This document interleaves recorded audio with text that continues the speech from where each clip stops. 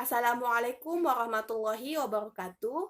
Hai adik-adik, perkenalkan nama kakak Anissa Julianti Wahab, kakak dari Program Studi Pendidikan Matematika, Fakultas Keguruan dan Ilmu Pendidikan, Universitas Muhammadiyah Makassar. Nah, pada kesempatan kali ini kita akan membahas atau mempelajari tentang bab statistika, di mana pada bab statistika ini adik-adik akan mempelajari tentang penyajian data, ukuran pemusatan data, ukuran letak data, dan ukuran penyebaran data. Nah, yang pertama yang akan kita bahas yaitu penyajian data. Penyajian data yang baik dan benar tentunya sangat bermanfaat untuk memberi gambaran yang sistematis tentang peristiwa-peristiwa yang merupakan hasil penelitian atau observasi. Data lebih cepat dimengerti, memudahkan dalam membuat analisis data, dan pengambilan keputusan atau kesimpulan lebih tepat, cepat, dan akurat. Nah, penyajian data ini ada 3 pokok bahasan yang akan kita bahas, yaitu yang pertama tentang tabel distribusi frekuensi, kemudian yang kedua histogram dan poligon, dan yang ketiga yaitu tabel distribusi frekuensi kumulatif dan OGIF. Nah, yang pertama yang akan kita bahas yaitu tabel distribusi frekuensi. Nah, jika terdapat sekelompok data yang lebih dari 30 data, maka sebaiknya data disajikan dalam bentuk tabel distribusi frekuensi. Nah, tabel distribusi frekuensi dibedakan menjadi 2 bagian, yaitu tabel distribusi frekuensi tunggal dan tabel distribusi frekuensi berkelompok. Adapun contohnya yaitu berikut ini. Perhatikan data berat badan 40 siswa SD Merdeka dalam satuan kilogram. Nah, untuk membuat data ini menjadi tabel distribusi frekuensi tunggal, yang pertama yang akan kita lakukan yaitu kita urutkan terlebih dahulu datanya dari yang terkecil ke terbesar. Kemudian kita tentukan banyak anak atau frekuensinya.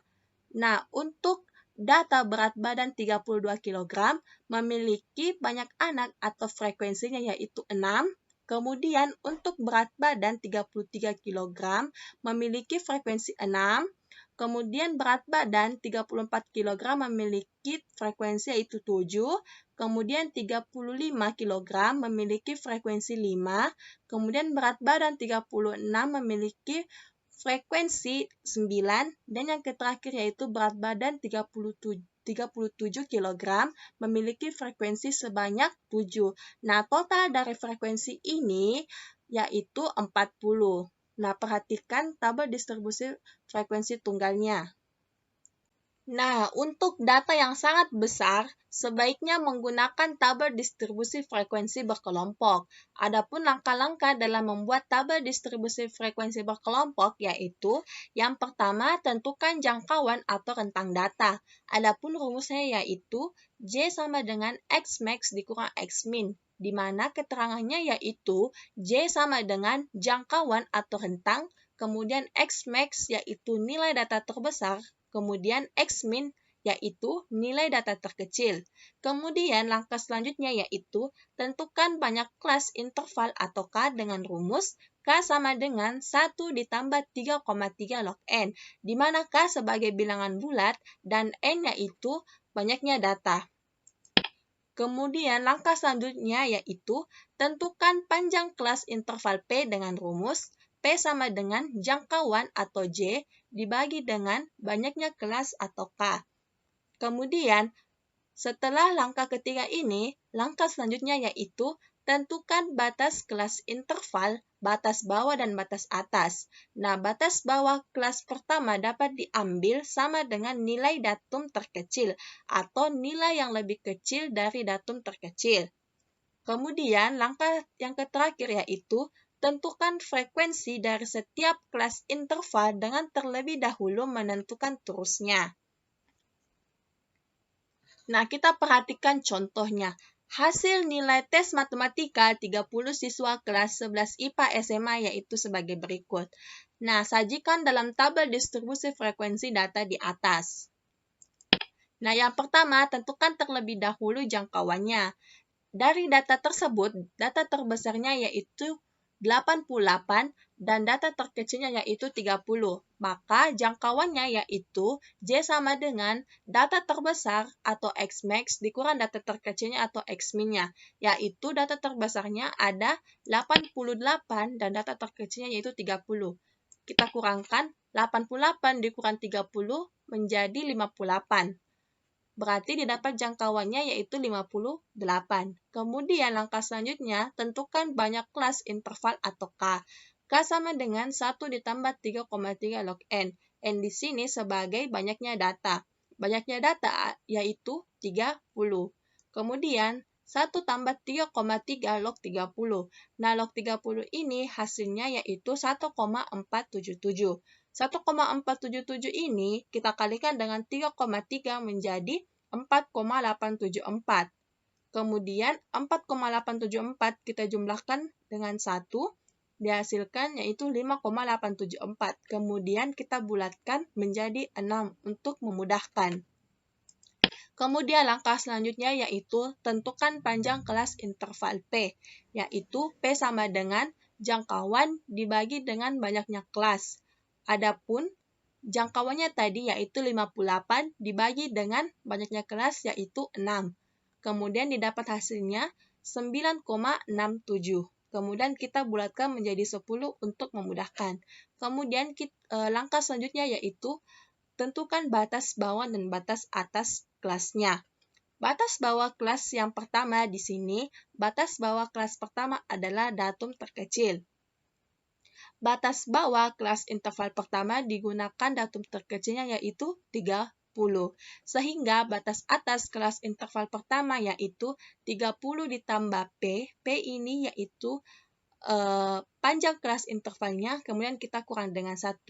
Nah, panjang kelas intervalnya yaitu 10. Jadi, 30 ditambah 10, kemudian dikurang 1, menghasilkan 39 untuk panjang kelasnya. Untuk 10 panjang kelasnya.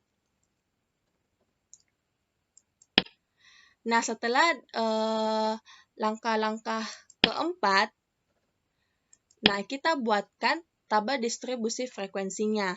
Adapun tadi batas bawah yang pertama yaitu 30, kemudian panjang kelas interval kelasnya yaitu 10. Jadi 30 sampai dengan 39. Kemudian frekuensinya atau banyaknya siswa yaitu ada 2. Kemudian 40 sampai 49 frekuensinya yaitu 4. Kemudian 50 sampai 59 frekuensinya yaitu 8.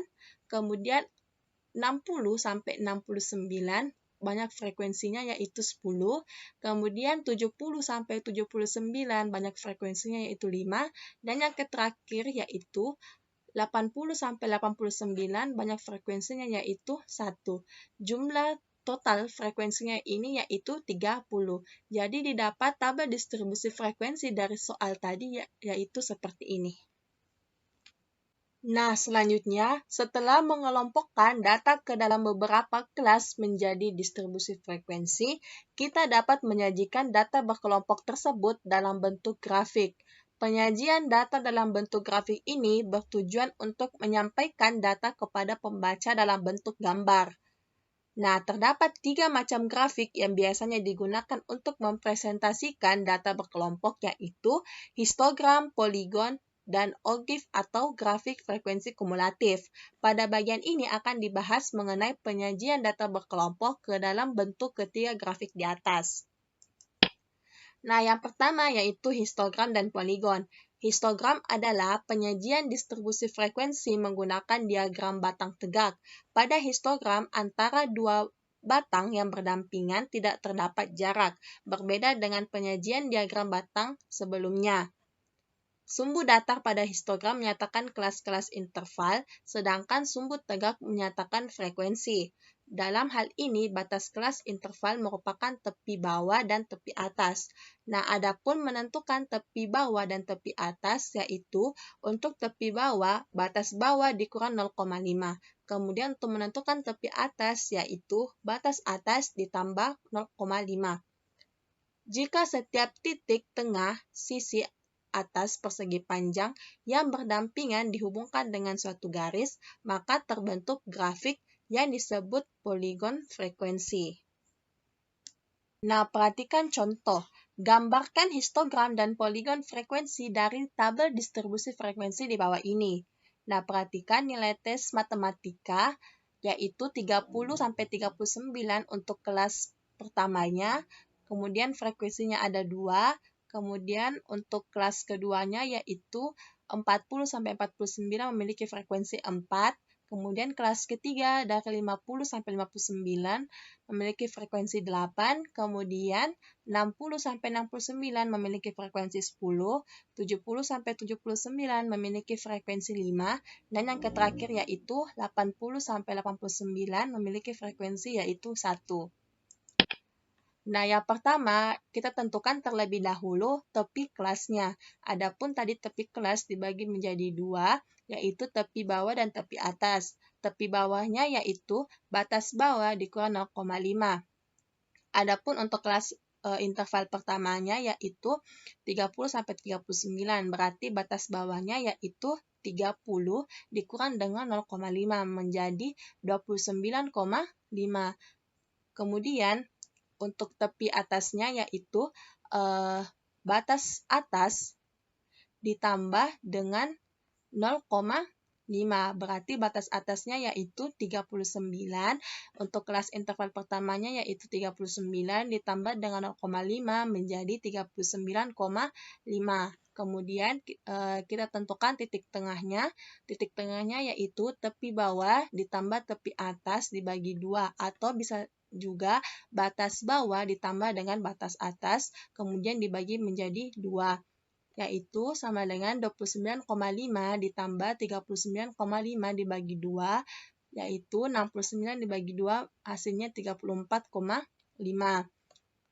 Nah, kita dapat untuk kelas interval pertamanya, yaitu tepi kelasnya didapat 29,5 sampai 39,5 dan titik tengahnya 34,5 dan frekuensinya 2. Nah, untuk mencari kelas kedua ini, kelas interval keduanya bisa dicari dengan rumus yang sama seperti ini. Dan juga untuk titik tengahnya bisa dicari dengan cara yang seperti ini. Jadi didapat seperti pada gambar tabel ini. Kemudian setelah ditentukan tabel distribusi frekuensinya yaitu dengan tepi kelas dan titik tengahnya, kemudian kita gambarkan histogram dan poligonnya. Bisa dilihat histogramnya itu dia berbentuk batang tegak tanpa jarak, sedangkan untuk poligon yaitu dia berbentuk titik yang saling dihubungkan, membentuk sebuah garis. Nah, untuk histogram sendiri, di bagian bawah ini merupakan tepi kelasnya, kemudian untuk ini merupakan frekuensinya. Sedangkan untuk poligon tadi, ini merupakan titik tengahnya. Bisa diperhatikan perbedaan antara histogram dan poligonnya. Ini merupakan tepi kelasnya, kemudian untuk ini batang sumbu Y-nya merupakan frekuensi. Nah, sedangkan untuk poligon ini merupakan sumbu X-nya ini merupakan titik tengahnya dan sumbu Y-nya merupakan frekuensi. Pada poligon dia berbentuk titik yang saling dihubungkan dan membentuk sebuah garis. Nah, selanjutnya kita masuk pada tabel distribusi frekuensi kumulatif dan ogive. Nah, tabel distribusi frekuensi kumulatif diperoleh dari tabel distribusi frekuensi biasa dengan cara menjumlahkan frekuensi demi frekuensi. Nah, tabel distribusi frekuensi kumulatif ada dua macam, yaitu distribusi frekuensi kumulatif kurang dari dan distribusi frekuensi kumulatif lebih dari. Nah, untuk membuat tabel distribusi frekuensi kumulatif kurang dari, digunakan tepi atas kelas, sedangkan untuk distribusi frekuensi kumulatif lebih dari, digunakan tepi bawah kelasnya. Nah, perhatikan gambar tabel frekuensi ini. Yang ditanyakan yaitu buatlah tabel distribusi frekuensi kumulatif dan OGIF dari data di bawah ini. Nah, seperti sebelumnya kita telah tentukan topik kelasnya. Adapun tadi untuk menentukan topik kelas dibagi menjadi dua, yaitu tepi bawah dan tepi atas. Nah, tepi bawah tadi yaitu batas bawah kita kurang dengan 0,5. Kemudian untuk tepi atasnya kita jumlahkan batas atas dijumlahkan dengan 0,5. Nah, selanjutnya kita akan buat tabel distribusi frekuensi kumulatif kurang dari. Nah, perlu diingat untuk membuat tabel distribusi frekuensi kumulatif kurang dari, kita menggunakan batas atas. Nah, bisa dilihat untuk kelas interval pertamanya yaitu batas atasnya yaitu tepi atasnya yaitu 39,5. Berarti frekuensi kumulatifnya yaitu 2. Kenapa bisa 2? Karena data yang kurang dari 39,5 yaitu hanya ada 2. Kemudian untuk kelas interval kedua, tepi atasnya yaitu 49,5. Berarti yang kurang dari 49,5 yaitu 2 dan 4. Kita jumlahkan 2 ditambah 4 menjadi 6. Selanjutnya untuk kelas interval ketiga yaitu kurang dari 59,5. Berarti yang kurang dari 59,5 yaitu ada 2, 4, 8. Nah, kita jumlahkan 2 tambah 4 tambah 8 menghasilkan 14. Kemudian untuk kelas interval keempatnya yaitu 69,5 yaitu kurang dari atau sama dengan 69,5 yaitu 2 ditambah 4 ditambah 8 ditambah 10 menghasilkan 24. Kemudian untuk kelas interval kelima yaitu 79,5 berarti yang kurang dari sama dengan 79,5 yaitu 2 tambah 4 tambah 8 tambah 10 tambah 5 menghasilkan 29. Kemudian untuk kelas interval terakhirnya, topi atasnya yaitu 89,5, berarti kurang dari atau sama dengan 89,5, berarti 2 tambah 4 tambah 8 tambah 10 tambah 5 tambah 1 menghasilkan 30. Jadi didapat tabel distribusi frekuensi kumulatif kurang dari seperti gambar ini. Nah, selanjutnya yaitu kita membuat tabel distribusi frekuensi kumulatif lebih dari. Nah, untuk membuat tabel distribusi frekuensi kumulatif lebih dari menggunakan tepi bawah. Kita perhatikan, berarti untuk kelas interval pertama, tepi bawahnya yaitu 29,5. Berarti lebih besar atau sama dengan 29,5, berarti yang termasuk yaitu hanya 2 tambah 4 tambah 8 tambah 10 tambah 5 tambah 1. Berarti yang termasuk yaitu ini semua. Berarti kita jumlahkan menjadi 30. Kemudian untuk kelas interval keduanya, tepi bawahnya yaitu 39,5. Berarti lebih besar atau sama dengan 39,5 yaitu hanya 4 tambah 8 tambah 10 tambah 5 tambah 1 menghasilkan 28. Kemudian untuk kelas interval ketiga berarti tepi bawahnya 49,5, berarti lebih besar atau sama dengan 49,5 berarti hanya 8 ditambah 10 tambah 5 tambah 1 menghasilkan 24. Kemudian untuk kelas interval keempatnya yaitu 59,5. Tepi bawahnya yaitu 59,5 berarti lebih besar atau sama dengan 59,5 berarti yang termasuk hanya 10, frekuensinya yaitu 10 ditambah 5 tambah 1 menghasilkan 16. Kemudian kelas selanjutnya yaitu tepi bawahnya yaitu 69,5 berarti lebih besar atau sama dengan 69,5 berarti yang termasuk hanya ini 5 ditambah 1 menghasilkan 6. 1 tambah 5 sama dengan 6. Kemudian untuk kelas interval terakhirnya, yaitu 79,5 berarti lebih besar atau sama dengan 79,5 berarti yang termasuk yaitu hanya satu frekuensinya. Bisa dilihat tabel distribusi frekuensi kumulatif lebih darinya seperti ini. Nah, setelah kita membuat tabel distribusi frekuensi kumulatif kurang dari dan lebih dari, selanjutnya kita gambarkan OGIF. Nah, OGIF sendiri adalah grafik distribusi frekuensi kumulatif berupa kurva yang menghubungkan titik-titik yang membentuk poligon frekuensi kumulatif kurang dari atau lebih dari. Nah, OGIF ini terbagi menjadi dua bagian, yaitu OGIF positif kemudian OGIF negatif. Nah, OGIF positif ini menggunakan tabel distribusi frekuensi kumulatif kurang dari, sedangkan OGIF negatif menggunakan tabel distribusi frekuensi kumulatif lebih dari. Berarti ini kita gunakan sebagai untuk membuat OGIF positifnya dan ini kita gunakan sebagai OGIF negatifnya.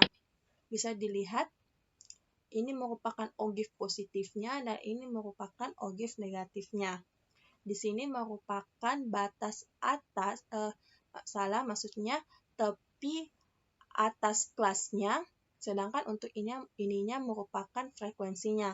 Sedangkan untuk OGIF negatifnya, ini merupakan tepi bawah kelasnya, sedangkan ini merupakan frekuensinya.